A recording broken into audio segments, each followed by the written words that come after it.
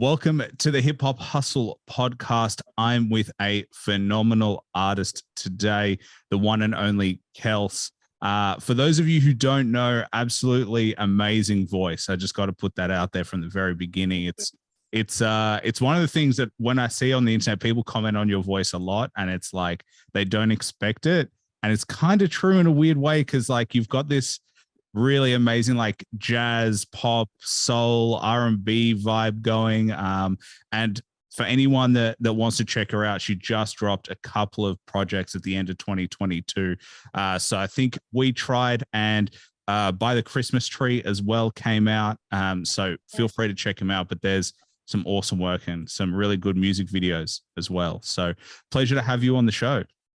Thank you so much. I'm excited. Awesome. Well, I feel like people comment a lot on like being surprised by your voice. Does it ever get tiring? Like, you know, they're just like, I don't expect you to come with such I think it's a very powerful voice. I think it's actually a good thing. I don't think I could ever complain that there's kind of a twist, because I wouldn't necessarily want it to be so easy to be like, oh, she looks like how she sounds. I think that's kind of a cool thing about it. And honestly, people are really just doing it out of love. So like, it just doesn't bother me. I kind of love it too. Yeah. Well, the way you smile is definitely like, yeah, good. Like I want you to be pleasantly surprised. Yeah. That's kind of like, I grew up doing a lot of open mics, and that was kind of a thing where they would think that I was about to sing something very different than I would sing. I would always make the joke like, people think I'm about to sing Taylor Swift, but I'm actually going to sing Aretha Franklin right now. Yeah.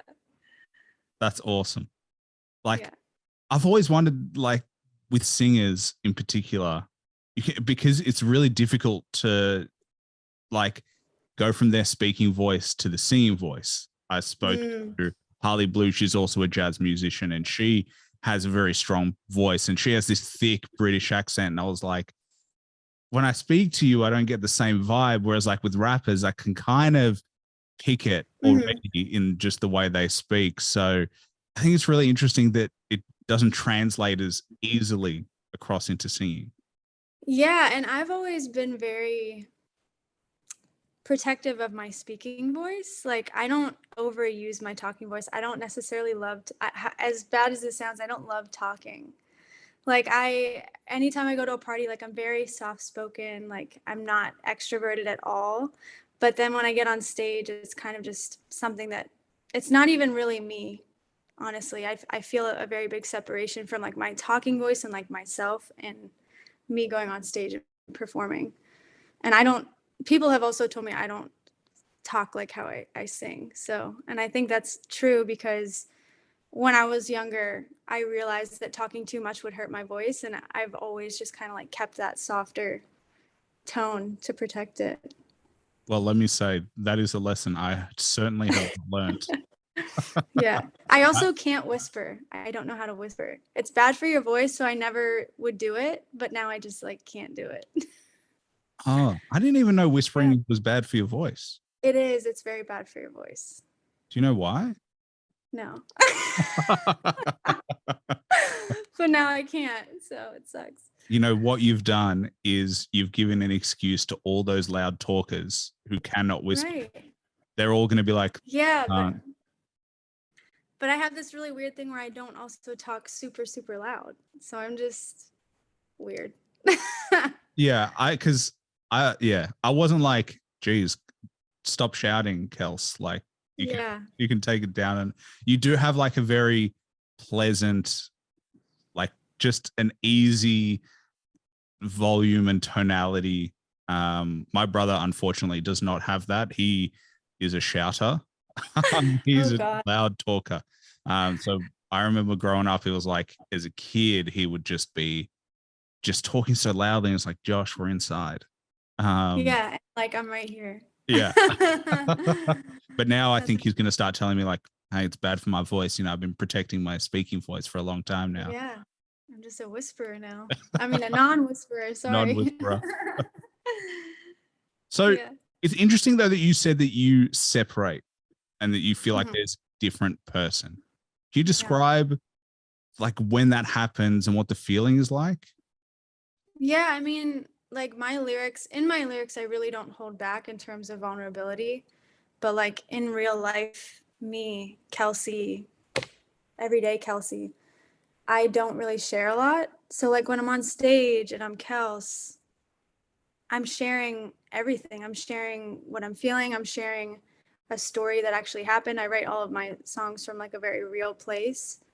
And that's just something I wouldn't do in my everyday life. So I feel a separation and it's a good release of kind of emotions that build up that I don't feel like I can express in any other way than song. So when I'm on stage and then I'm doing that, I'm kind of detached from my everyday body and my everyday persona. That's I really feel like I wouldn't be able to express what I express if I didn't separate. yeah. If That's. that makes sense. Do you wonder why that is? That you need that part of Um, it? I think it's a protection thing for like my emotions. Like if I operated the same way in real life and kind of was an open book, I wouldn't feel my emotions to be protective. But as a songwriter and as a performer, you can kind of say things you wouldn't normally say because you're writing a song, and so it's really poetry. So you kind of don't have any limits with that. So I don't know. Maybe it's a protection mechanism. I'm also super shy in real life, and I'm not really like that on stage at all. So I think it just helps to keep it separate so that I can kind of still be me, but also keep it on stage. It's really interesting because it's like the way you describe it is like maybe at the beginning it was like how you express yourself. You know, I think when you were young, because I think I was reading you were 13 when you were started like this whole journey. Really, songwriting was when I was 13, yeah.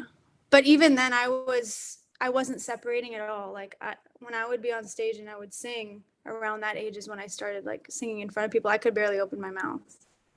Like I was so scared, and I was like, it. My first voice teacher I ever had told me I looked like I was having a root canal done when I would sing on stage. Really?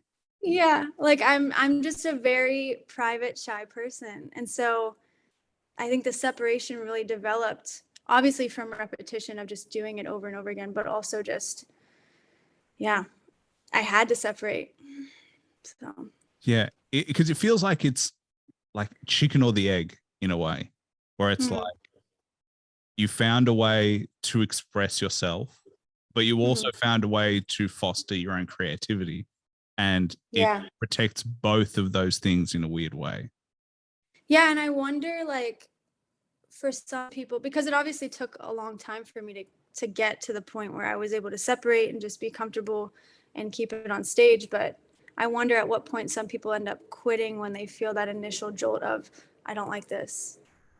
But for me, when I felt that, I was like, I still have to do it, even though I don't like it. I have to do it because that's the only way I'm going to share my music and my songs. And that's really deep down, that's all I care about is doing So that. is that why you push through? Yeah. I have to get the song. I have to share the songs.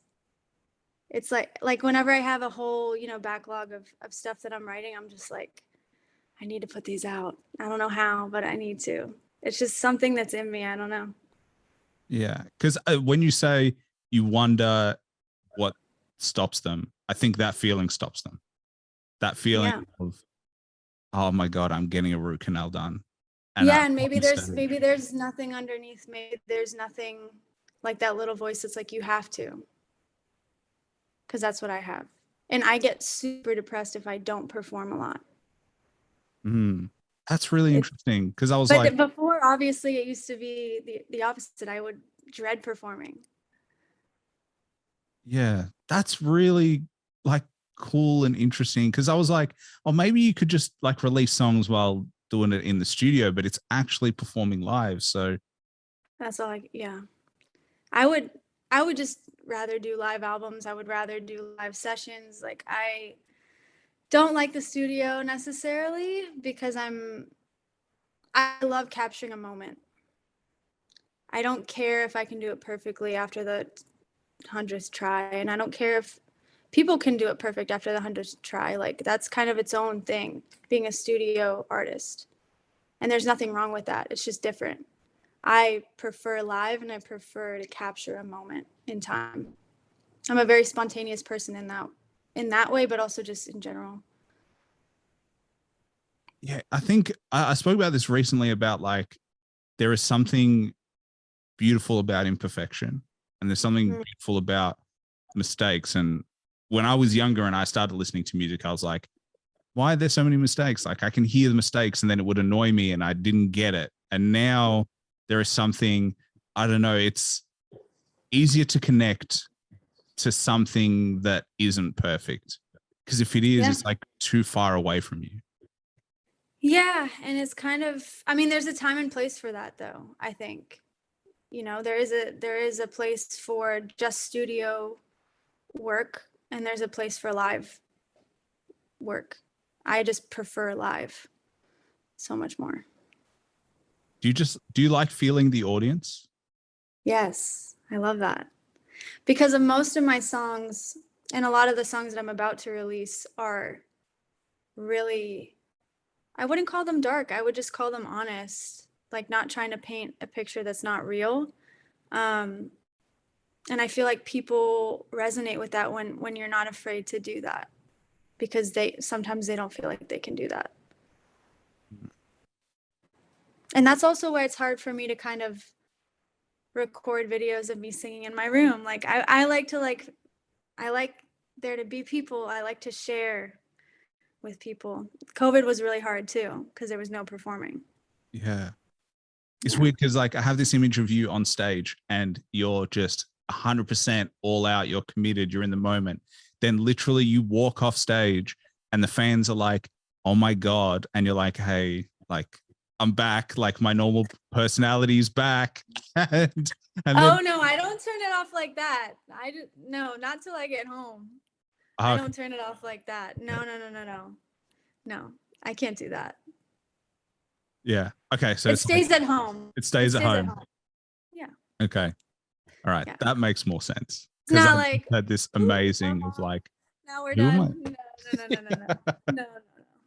It's not that easy. Like you do the Miley Cyrus of like. But also I'm in my own kind of, because I've gone into that mode, it's not like it's just a light switch, you know what I mean?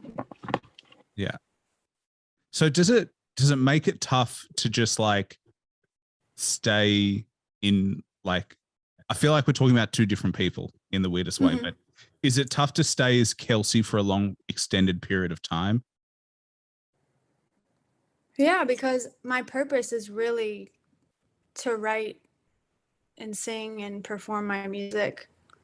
So I really need both. I think I need Kelsey to like have my peace of mind sometimes, and like there's a nostalgia aspect of that, because I have really only started releasing music as Kels like 2 years ago. And Kels is also a nickname I've had my whole life, so it's still tied into kind of like my personal being. But yeah, I don't know. We went down an existential kind of path that I don't think either of us expected. That's usually how it goes with me. I'm sorry. Honestly, you don't have to apologize at all. I don't like surface level. Please, neither do I, to be honest. If we were talking about just like, to be fair, I do talk about random stuff all the time. Less on this show, I've actually found, but no, I think it's good. I think it's good for people to understand, you know, the way an artist thinks about it, because I don't think we get a lot of insight. We get the insight on only the really big artists. That's all we see. Yeah. Like they talk about it and they're not really living in real world. Like they're beyond, they're protected from everything. And I mean, you're still navigating what it's like to be a normal person, but also a performer. Yeah. And I think that a lot of the things that they would have to say about being an artist, if you interviewed them 10 years earlier, they would say completely different things, just because now the process can kind of be streamlined to whatever they want. Whereas like if you're not big and famous, you have so many constraints that you're working with every day. But I think that makes the art better, to be honest. Yeah, but I wonder if they have become the persona. Like, yeah, that would be interesting. Like I don't know if everybody would be willing to admit either way. It feels like that is what would happen, because like right now we take that example of like you go to and you perform and then you come home and you're like by yourself. But I'm sure there are moments, and I'm sure you have times where you're not being recognized on the street. So like you can still be Kelsey. I mean, like, all the time. All the time. But like if you're like there's been one time though so far. Someone recognized me from TikTok and that was so cool. How was that? How was the like, how did it feel? It was just like amazing. I mean, I was literally just chilling at the park and someone was like, "Are you KELS?" I'm like, "Yeah." And they're like, "Oh my God, I found KELS." And that's where kind of like I was able to tie in that whole finding KELS handle that I have on all my social media. And I'm like, oh, people found KELS. That's cool. That is very cool. Yeah. See, when you describe that, I'm like, I wouldn't mind being famous. Actually, now that you mention it, just yeah. But I do get how it could be crazy annoying because like I was like just chilling at the park, but I loved it because it was my one time. Well, let's hope it is more than once. I think it definitely will be, because you're doing awesome things. But yeah, I can imagine how like if you're like Drake or like Cardi B, that like you can't switch it off. That is who you are now. And also you can't respond how you would want to respond. I think that's something that I'm learning more and more, because I don't have representation. Like I'm just doing this indie. I'm the one negotiating the contracts. I'm the one organizing the shows. I'm the one talking to the sound teams, the production teams, everybody. So I'm talking to them as KELS, right? I have to represent that. Whereas I might deliver it differently if I was a manager or if I was Kelsey, but I have to protect my name and my image. So I can only say certain things. I feel like that's kind of what happens. I wonder if you let go of that, whether it would change much. Like, just because I think sometimes we put our own boundaries on what we think like our brand is in a weird way. Like we decide. I mean, I do this independently as well. And so it's like, I definitely am wary of like my own self-criticism getting in the way of being able to be free enough to make the decisions I want to make. Yeah. And I don't even mean decisions, really. I mean just even in conversation.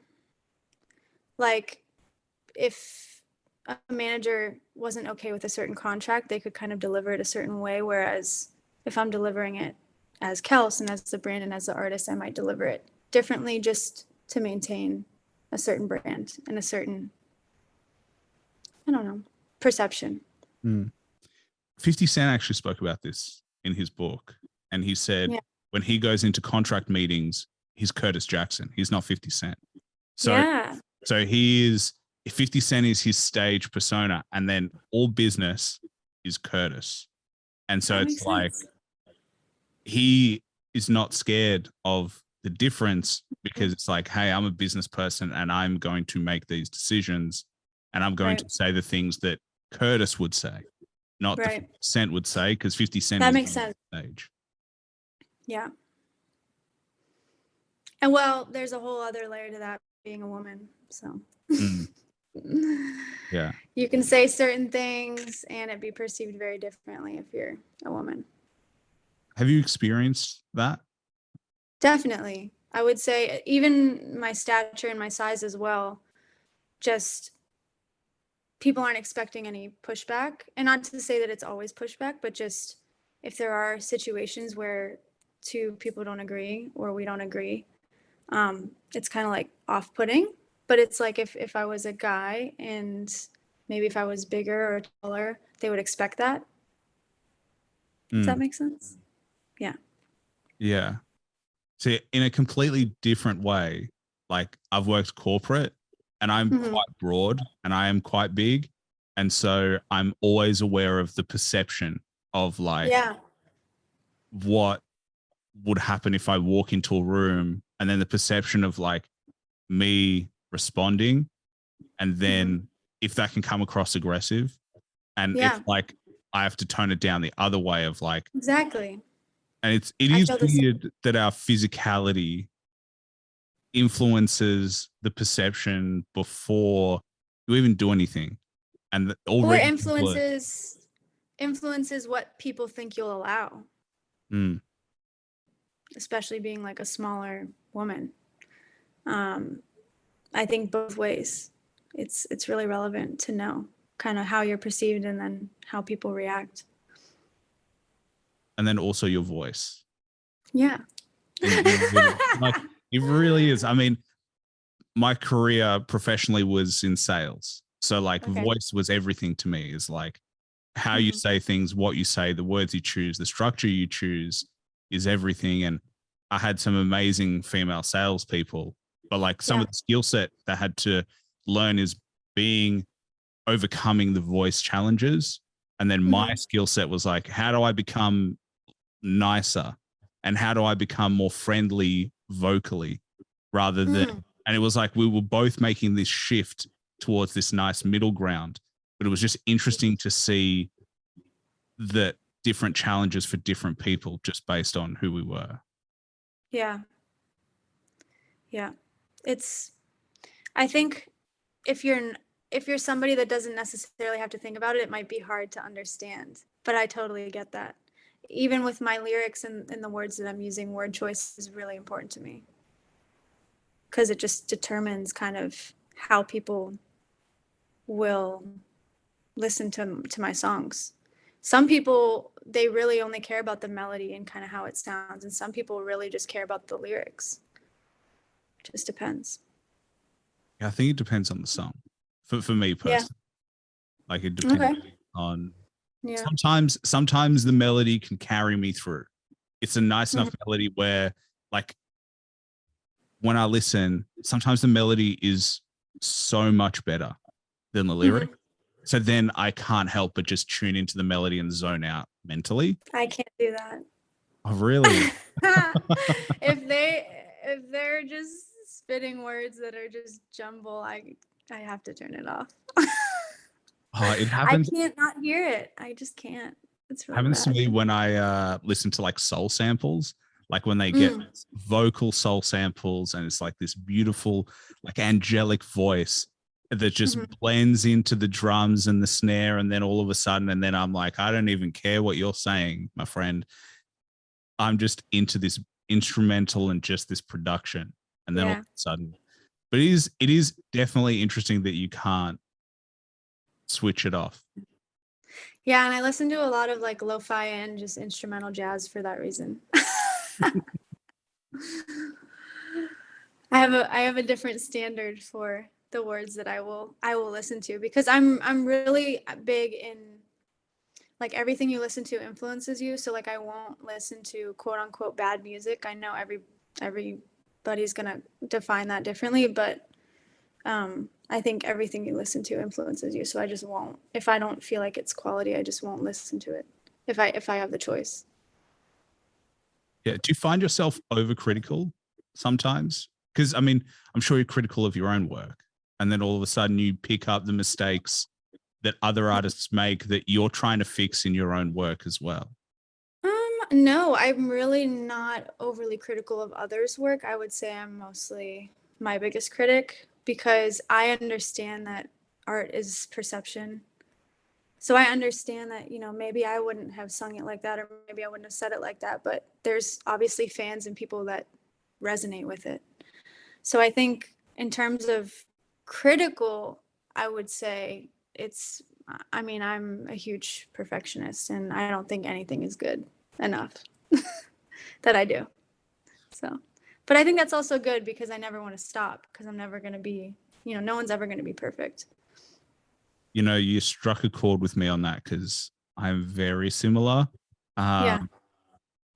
It's like you said, it's good and bad. It's painful and good, and like it's difficult to celebrate. I've found personally. Yeah.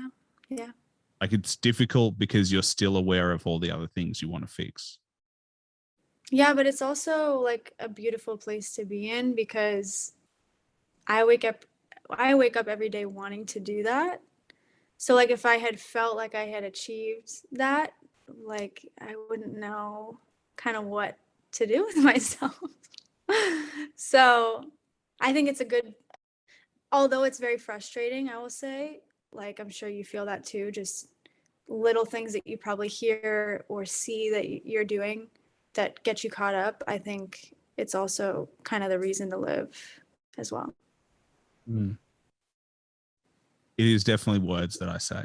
A lot of words, a lot of catchphrases.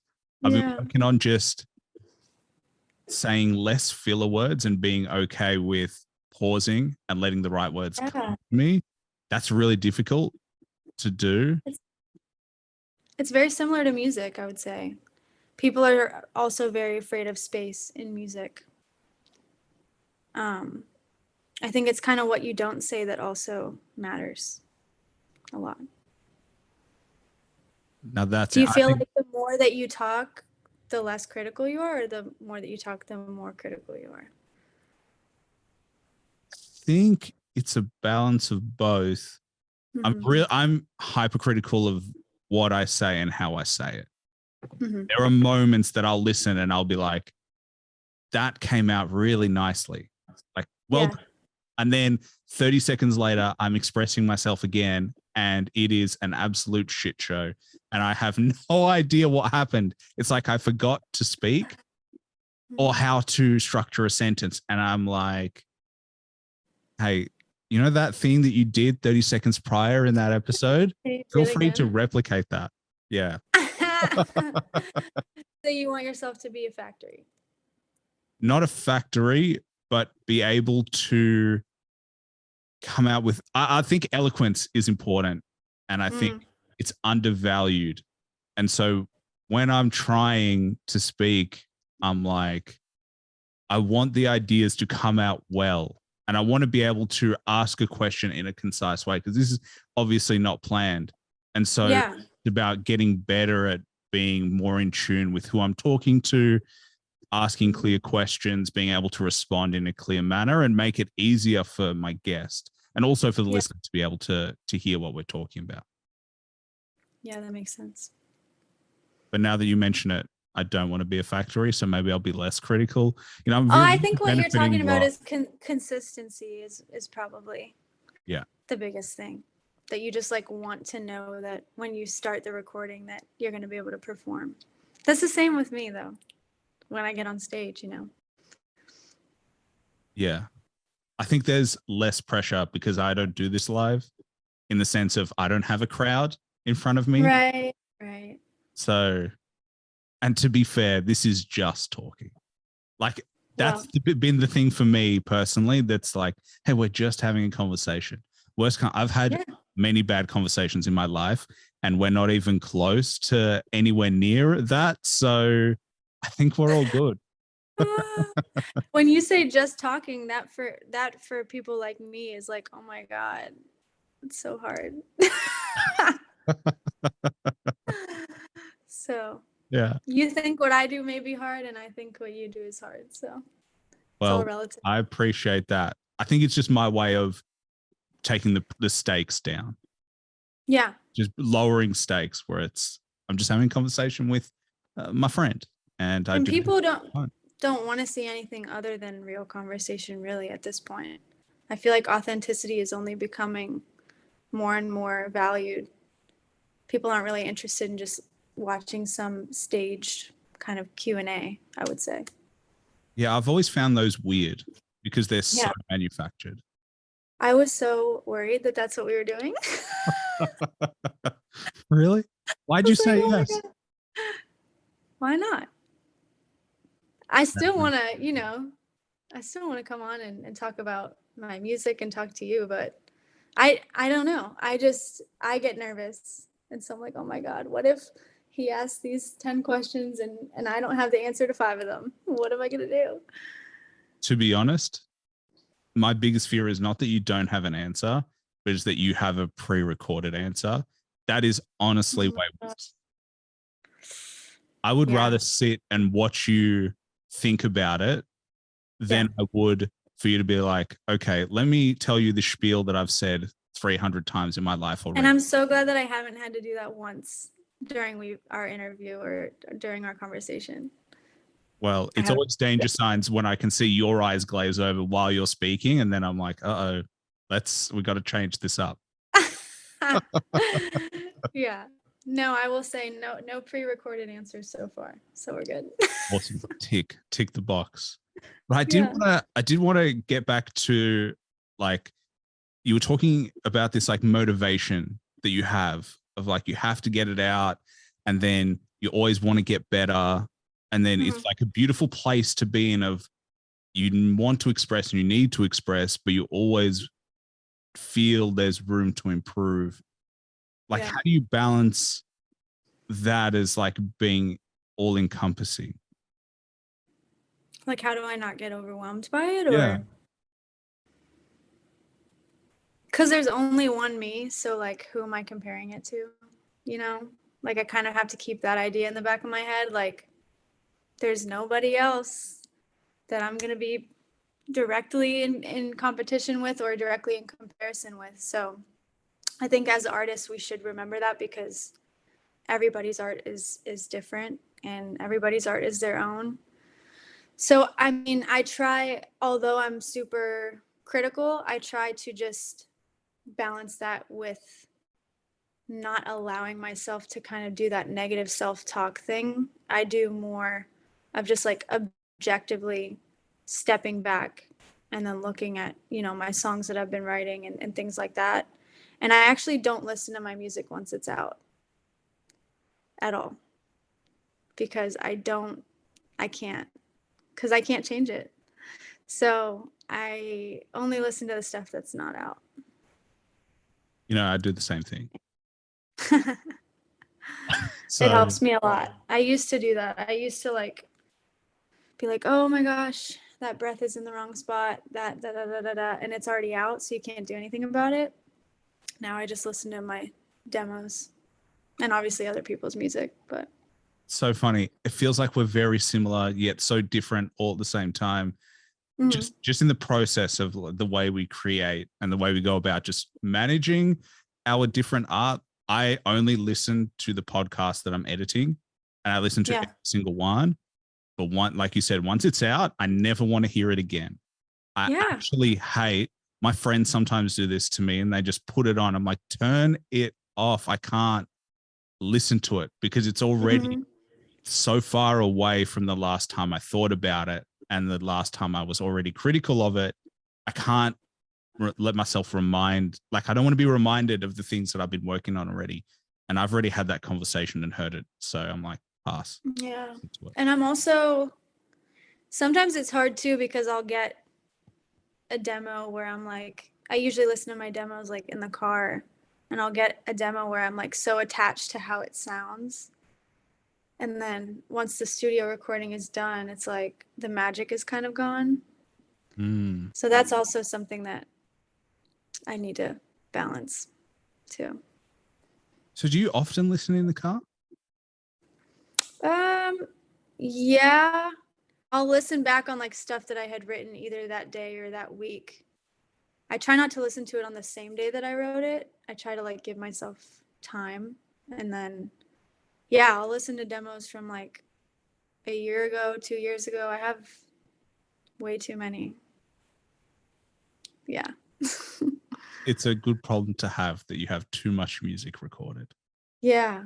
Well, not really recorded, but just kind of those informal demos. And that's kind of something else that gets overwhelming, I would say, is that's just one piece of the puzzle. Obviously, you have to get it produced. You have to go get it recorded, you have to do the cover art, storyline, all that sort of thing. So sometimes I try not to overwhelm myself with that and just let it be a good song for a while until I'm kind of like, I feel like the time is right to finish it.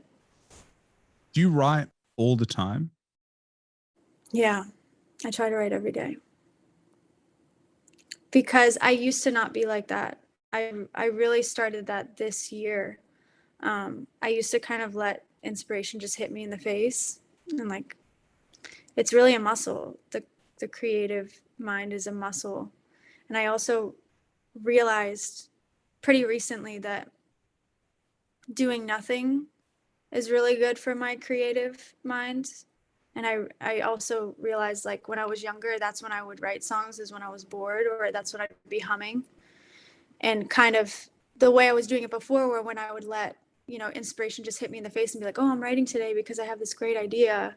If I was super busy, that would mean I wouldn't be writing for weeks or months at a time. And that just didn't work.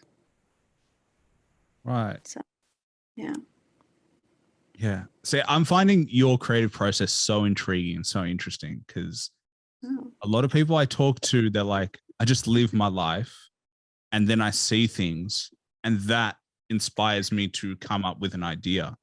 Or Well, that's the same for me too. I mean, obviously that happens, but I also have become a lot more formulaic about like what works and doesn't work, because I know that Ed Sheeran talked about this a lot. One time he was interviewed about, his songwriting process, and he's like, you kind of have to get all the shitty songs out to get that one good hit. You might take 100 songs to get it, but if you're not consistently writing and getting all that out of your system, you can't really get to that place. It's no different than athletes. Like, athletes are in the gym every day practicing. Why are we not doing that too? I actually agree with you. Yeah. I think you got to make the mistake hundreds of times to try and correct it. And it's an ego thing, I would say. It's not fun to listen back to a song that was one of the shitty ones that needed to come out.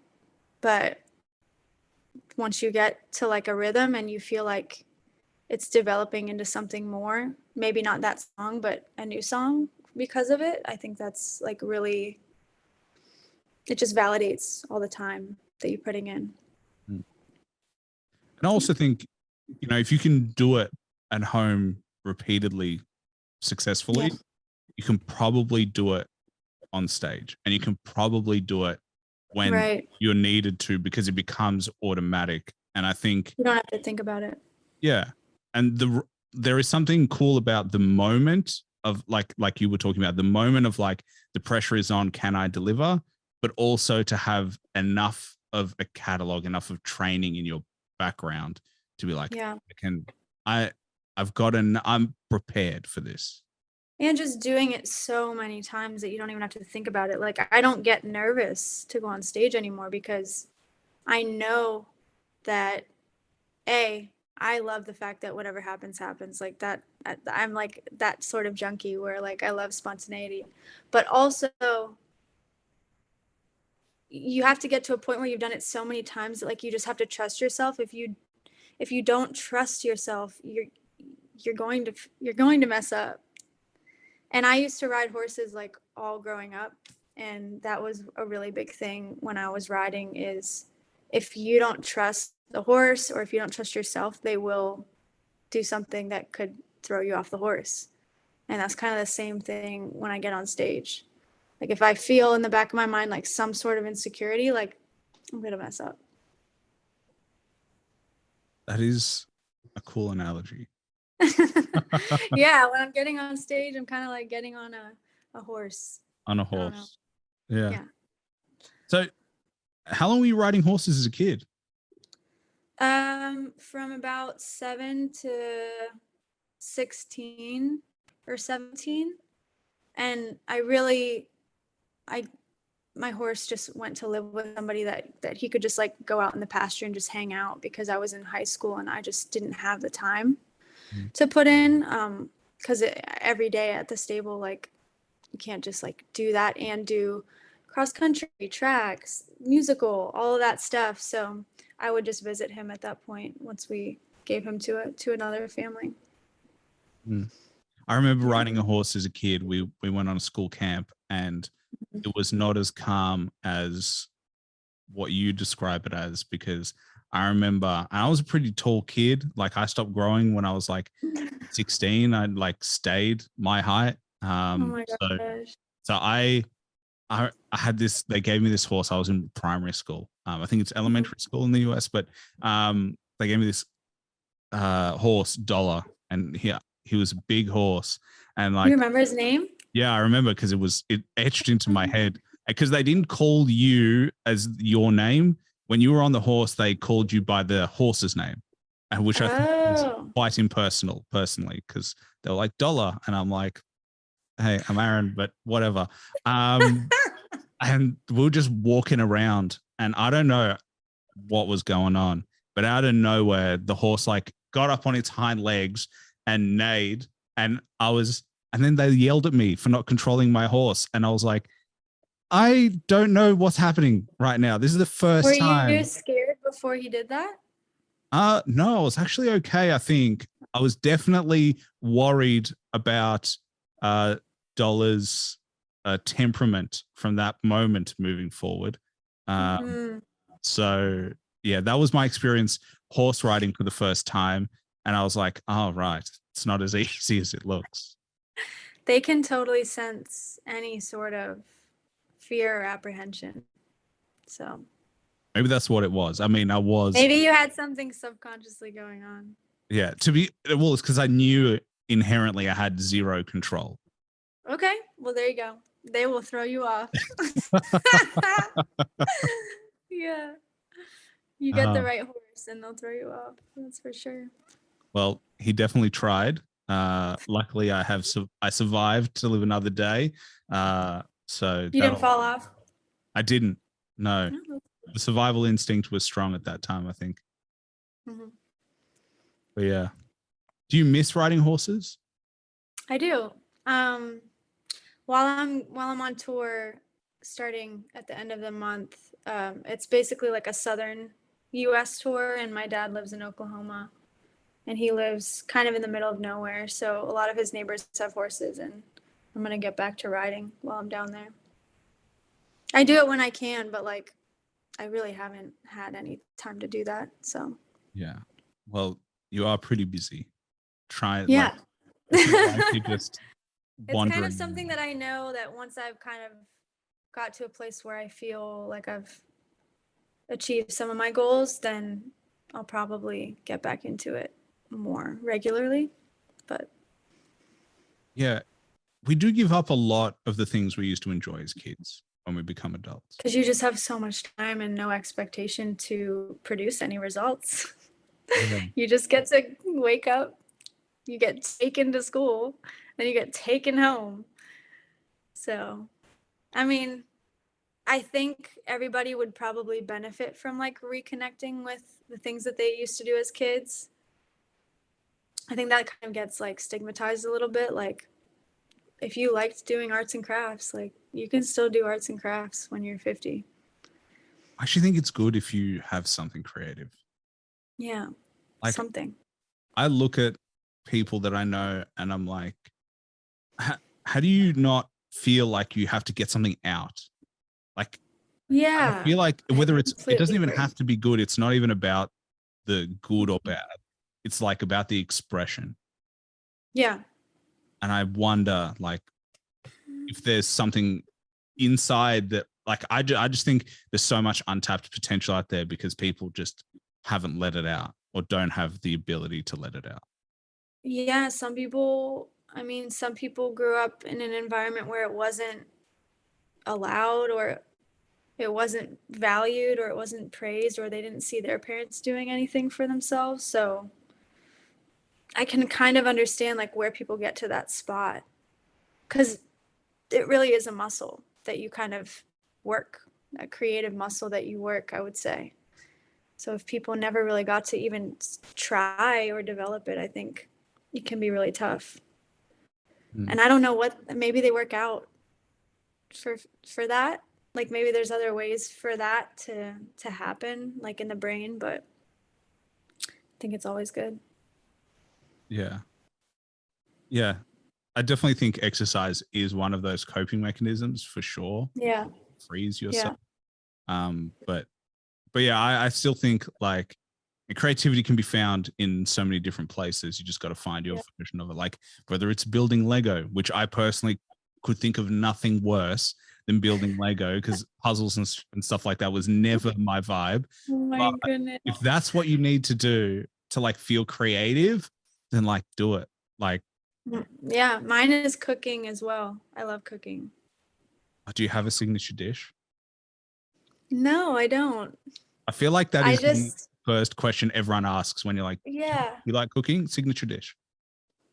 I have things that I typically make, but I also love like looking up recipes that I've never seen before and just trying it out and kind of getting it to the point where it's perfect.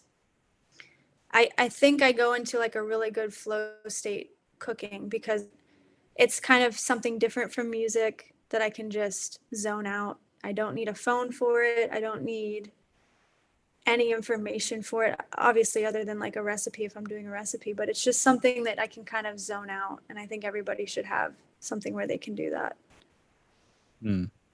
I agree. Yeah. I actually like cooking as well. I like Yeah. the process, and you feel things and like just cutting, and you add, like I can follow recipes, but I often make decisions that I'm like, I'm going to add a little bit more, a little bit less, and I'm going to modify. That's what I do too. I change it to my version of that as well.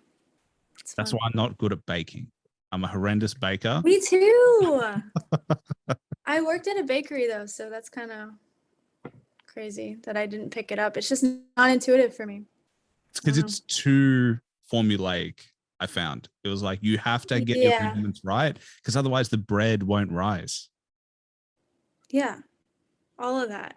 And with cooking, it's kind of, you can adjust as you go. Whereas like once you put it in the oven for baking, you might wait 40 minutes and then you have cardboard in the oven. Yeah. Yeah, I was a huge pass from me on baking. I'm the type of baker who, like, if I'm baking with someone, I want to throw flour on you because I'm bored. I'm like, yeah, like I need to find some sort of distraction, because whereas like give me a pan and like we're throwing ingredients in and we're roughly chopping and then I'm just going to add stuff we got. That's my vibe. And stirring. I can't leave I things. agree. I'm the same. Yeah. Funny how that works. Yeah. It really is. Yeah. Well, I only have one more question for you, and it will probably be the hardest question I've asked. So you might not have an answer for it. And it's the only question that I plan on the show. So I lied to you when I say I don't plan any. But you I thought we were doing so well and being spontaneous. I know. Well, you're gonna have to be spontaneous with this. So if you had to recommend one album that everybody should listen to once to get an appreciation of, doesn't have to be the best album of all time, just to appreciate, cannot be your own music, can be any genre of music, what would it be? See, I saw the look on your face immediately going, oh my God. Because I know the names of the songs on the album. I don't know if I actually know the album name because there's so many that come to mind.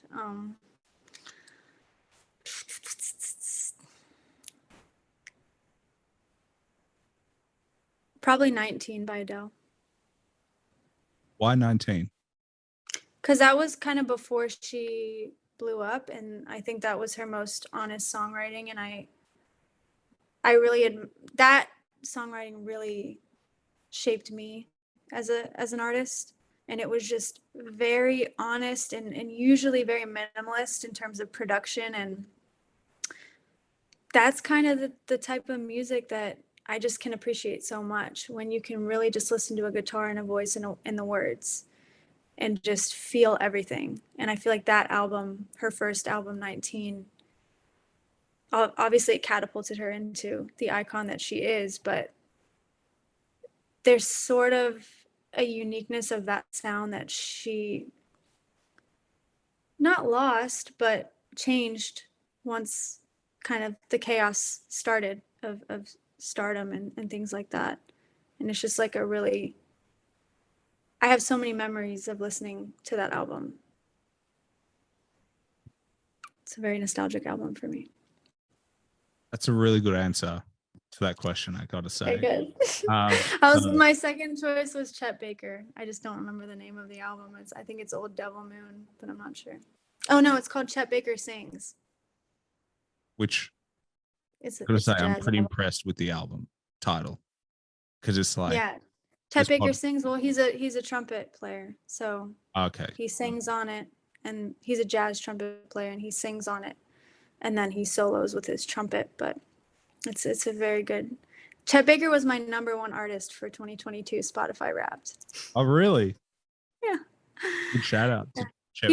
He has such a depressed tone, but he's able to sing happy songs with it. You should check it out. You should check it out. Yeah, I will have to. I might change the podcast to Aaron Talks. Do it. That's super catchy. Well, to be fair, I have started interviewing more than just hip hop artists. So yeah, it is developing. I think that's part of the fun. I realized a while ago that like, hey, you know what? I can interview whoever I want. That's actually literally. So that's the fun of, and you can see. Well, we're all inspired by hip hop. So anybody that's making music is inspired by hip hop. So I think it still works. Or you could change it to Hustle Talks. Yeah, that's true. Well, I was like, if I had to change it, I'd probably change it to like hustle or something. Just drop the hip hop, because like everyone is hustling. Everyone that I speak to is legitimately like going after it, doing their thing, and you're obviously one of them. So thank you. Yeah, no, I think, I don't know. I think that title's very, very cool. But I did want to ask you one other question that I forgot to ask. Well, not that I forgot. It came when you said, but like, I've wondered what it is that when an artist blows up, it feels like that first project remains as their best. I find it extremely rare to be able to find an artist who drops their big first and then be able to do that time and again. And like, I think about people like, personally for me, Biggie, his first album, Ready to Die, was unbelievable. I think, Eminem did the same thing. His first project that blew him up. 50 Cent had the same thing. And there's just like list after list after list. Mac Miller, his first project, Kendrick. Obviously Lauryn Hill only had one project, but I'm like, oh my gosh, that would be impossible to replicate. Over and over again. Yeah. What's the question? I'm just like, I wonder why they can't replicate it. Like, oh, that's easy for me to answer. Because all the situations and the pain that they went through before the fame are so different and so real for the everyday person. Whereas when they blow up, they get disconnected with that. And things become easier in terms of, now I have a roof over my head. I get 3 meals a day. You write from a very different place when you're desperate. And I think that has a lot to do with it. And I think even if you're making, typically happy songs or happy art in general, like it's still coming from a place of trying to fill a void. And so once that void is full, it's really hard to get back to that place of like vulnerability and desperation. So I think about that a lot, actually. And I'm glad you asked it, because that's kind of where I write from. And I can tell kind of the switch whenever an artist kind of switches over to feeling comfortable, I would say. It's definitely a comfort thing.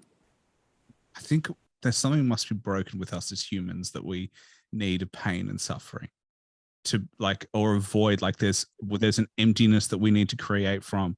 And that when we're satisfied, the creativity isn't as strong, or it isn't as popular. Yeah. I can't write when I'm happy. I can't. It's like impossible. Even if I'm writing a happy song, it's just, just maybe it's different for everybody, but that's how I get through. I think a lot of art is just people's therapy. That's their way of just getting through. So I don't know. Once everything's taken care of and you're just getting regular checks in, you don't have that same hunger and that same drive. Mm. So Yeah. Yeah. See, that's the weird thing. Like, I want everyone to be successful, but then selfishly, as a listener, I'm like, hey, if you're not as successful, then maybe you'll keep dropping the music I like. That's why I want to stay independent, because I know it's a longer road, but I know it'll make truer art. I don't have to ask anybody if I can put out a song. I don't have to, answer to anybody if I put out a visual that I like and no one else likes. It's a longer road, but again, I think it makes for better art because you're not having teams of people kind of putting in their input. You can remain authentic. Yeah. And to be honest, you'll probably be more successful money wise. They say that, like, you may not get the fame, but it is underrated being independent because you get it all. Like, you put in the work, but you get it all, as opposed to loans, which is 90% of label deals. They're all loans. Exactly. I think it's really hard for the majority of artists to stay authentic once they get to that spot where they have all the money and everything is kind of going up and up and up. It's like, do you remember what it was like to just go to Walmart and like have to only buy black beans because you don't have enough money in your account? Like, do you remember that? I don't know. But I think it goes back to they've become the moniker, so they don't. Yeah. It's cool to talk about. It's not cool to feel. Yeah. But then you can sometimes people will write about those situations from a very inauthentic place, and it's really easy to tell, I would say. Yeah. It's just like, yeah. But I think it's trend hopping. But I think definitely for sure, independent artists there is a huge wave of independent artists. I think we had the label artists, and people like yourself are finding their voice. Literally, they're finding the space. And I think we're also, as fans, realizing there is enough space for your big label kind of perfect production, while also having enough space for people who are putting out their authentic selves and putting out imperfect music that makes it unique and makes it special. So you're definitely one of those people in it, and it makes it definitely makes the space more interesting. It makes it more fun as well, because it's not cookie cutter. Right. Well, I'm so glad that you think so. Well, I definitely do. And I really appreciate, KELS, you coming on the show. We had a long wind up. I said it was my last question. Then we ended up in a different rabbit hole. But for anyone that hasn't checked her out, please make sure you check her out. She's got an amazing voice. And if you weren't sold before the interview, you definitely should be sold now, because it's coming from a genuine place. There's many things on the road, and you're doing tours in Southern USA. Hopefully you'll have to do a tour in Australia at some point as well. I really want to. That flight, it's a long one. Hey, welcome to my life. And to get to anywhere is that flight. I flew to Denver last year, and it was like 26 hours. Just the whole thing was so long. It's worth it. Like, it's definitely worth it. But yeah, you'll do it when you do it. Hopefully you're like, it's worth it to come down here. But as I said, make sure you check her out. Spotify, YouTube. You're also on TikTok. We didn't even talk about TikTok. You had great success on TikTok as well, with your live performance as well. So yeah, it's all happening. And as I said, absolute pleasure to have you on the show. And is there anything you want to plug? You can follow me anywhere at Finding KELS. That's where I put all of my tour announcements and all of my new music. Otherwise, yeah, just be on the lookout for new projects. Easy, short and sweet. That's what we like to do on the show. Yep. Thank you so much.